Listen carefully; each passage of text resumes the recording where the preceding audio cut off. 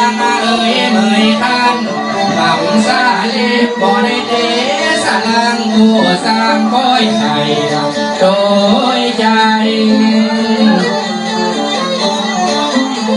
มาสวรรค์นี้เต็มใจแด่ให้เอามาแค่เป็นแม่มากินปะใส่ตัวสมาเป็นผู้ปิงแม่ตาดำนินไรให้เดียวปะกันเลี้ยวมาทำไปทำดีสิปีเศร้าปีมาเมื่อได้หนีกับกันบ่มีงานบ่ได้มาฟังกันบ่มีธุระมาใจหันหน้าจังสอบ่ได้มาถึงวันยามคือฟังกันบ่กันหลับน้อยวันนี้เจ้าเรียกเศร้าสองานบ่ได้บอกจังคอยเอาหน้าน้องพ่อบ่ซอยเกินน้อยเกินมาจะถามมาอย่างพี่ก็ถามมากาไม่เป็นคนมามีบ้านในเมืองในกะข้าของกะกันว่าของใจอย่าไปเป็นไรน้อยอย่าให้มีกาพี่น้องเจ้าอย่ามานั่งอย่าแม่ดอกยองยางอย่ามานั่งเข้าไปช่วยกันจะเข้าไปช่วยกันมาขอพันเหี้ยไหลถ้ามาเอาไหลเป็นมาใส่ต้องเย็บเป็นที่ใส่จะไปต้องไปถ่ายอาสาสอรับสอดอนพ่อเจ้าสีกบมามีการรับปากว่าเบิ้ลจังถึงว่ามือเดือดร้อนท้องทำเอาสีวันเปลี่ยนผู้ก่อนมือใดใจก่อนการใดพาน้องสีวันเขาแม่นั่งผู้หลอนบ้าเบาผู้เขาไปมากันไปจำนิดให้พี่ลำไหลป่าจะถูกใส่ป่าเลยจะถูกซ่อนมาซอสีลุกยังเก็บปุ๊บติดใจก็อย่าพาสลายด้วยไปนะอย่ามาจังอย่าตัวอย่ามาจังเขาต้องมามีดูนั่งให้เปลี่ยนสายวันนี้จะให้หน้าบ้างให้ตั้งจะมานั่งไปเด็กมองเจ้าว่ามาเต็มใจก็ดีไปไหนน้อใจมีได้พี่น้องทั้งหลายโลไหลลำไปน้องใจใจมาแต่รักเบิ้ลลายเสื้อตาเบิ้ลนั่งก็บอนคำพักก็ได้พบใจอยากวันที่ได้ถึงได้การอย่ายอมเมื่อสานด้วยกันที่มีใจโยกยันเย็นมันดีดีไปเรียกผีเรียกตามพ่อคนใดเลี้ยงดีเลี้ยงปากนั่นแล้วดึงปากกาแก้วเอามาซอท่าไปจับเสื้อกลมมาจงใส่เสื้อลายหลอดผ้าลายเป็นไทยนอในโบ้เบาสีวันน้าน้องรักนาบางสั่นไปลำนับลำพันด้วยนายมีเจ้า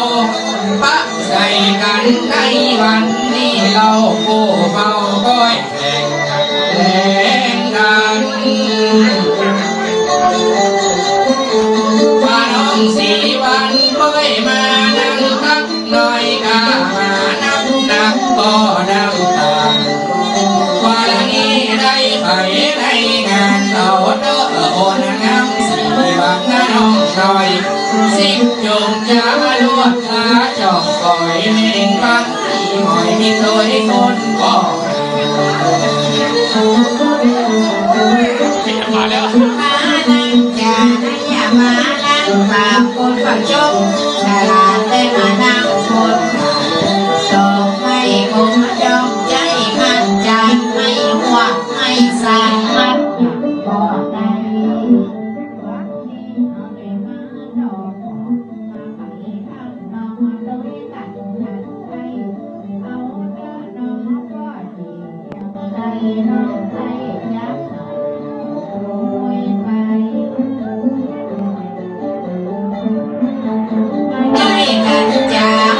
ช่วยกันสร้างหรือว่ารักษาลังหรือว่าหนีไปไหน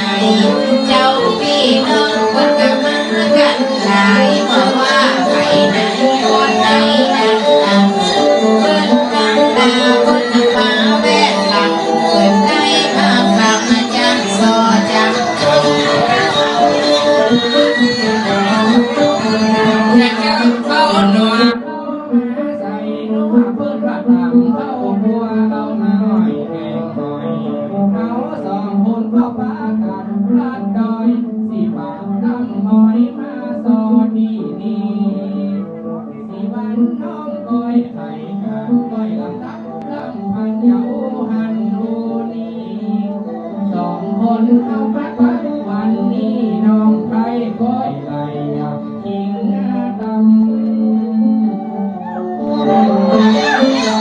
จังโสหลายดอยน้องได้มานั่งปากคนมาโจกมาชาลาน้องได้ปากกาจาเจ้าลูกน้องยังสอนรถอาจารย์นะบอกเสียเวลานอนตัวโอ้เบาวันนี้ปล่อยมาแก้มาใส่ผมบอกเป็นไรเนาะสีวันหน้าน้อง เดี๋ยวจีบุกไปยังก็เจ้าวันนี้เราลุกว่ามีใคร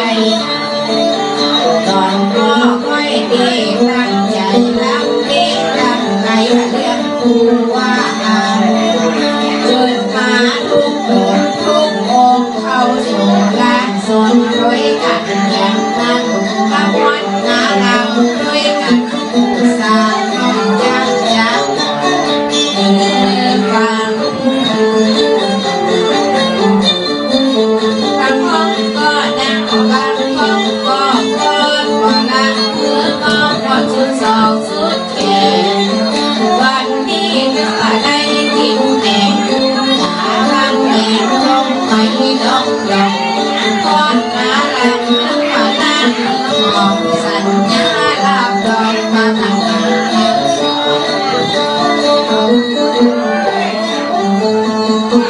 สองคนก็ได้มานั่งแทนตึงบักโตสลังสีวันไก่ว่าแล้วเขาก็อยากรำไรว่าไหนคิดไหนมาว่าไหนน้องเรา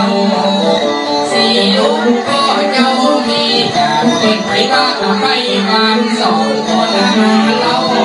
เอาเริ่มเอาสีพันลูกเอาน้องเอาก้อยเรากำมามีเอาด้วยกันไปเราเป็นด้วยกันแค่เมื่อเนื้อนำแน่มันบ่แน่มันไปพักกันแล้วในอย่างเงียบยังไงเราบัดหายเป็นตาคอยสอรับสอสูงก่อนวันนี้เขาไปถึงหัวโยหลอดน้ำพริกน้ำผู้ยังอยู่บ้านนอก ว่าองค์พ่อเจ้าใส่เสื้อสีฟ้าสีฟ้าลูกกาจังเก่าอันนั้นแล้วน้องอันนั้นเก่งดังเจ้าเก่าดูลานอนพ่อเจ้าเก่งเจ้านี่ยังเข้ามาไอ้ลาฟังด้วยกันเเล่าเจ้าเป่าหูละมันเป็นเจ้าเป่าหูเป่าจังฟังพันใส่กันเอาองค์คำก็มาอีนายน้องลาไปจะเอิ้นปากกาจะเป่าหูละว่าอย่างไรกันกันบ่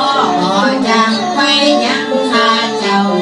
ปากซอยตรงขาปุ๊บใส่เอากินเอาด้านเอาก็กินทั้งปอด